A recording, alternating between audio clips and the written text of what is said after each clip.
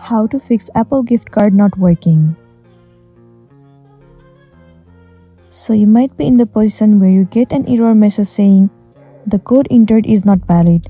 For help, go to code redemption support. You need to check some things. In order to fix this issue, what you want to do is, first of all, check that you have typed the correct code. If the error persists from confirmation, reach out to Apple support for a resolution. Well, if you overscratch your card or damage it, you will probably get the code is unreadable error. If that's the case, get in contact with Apple with proof of payment so that they can help you with the code from their end. Well, for this error, you need to redeem your code in the same country or region of the gift card. The code must be redeemed in a different country or region. Error can only occur if you try and redeem your gift card in a location different from the place of purchase.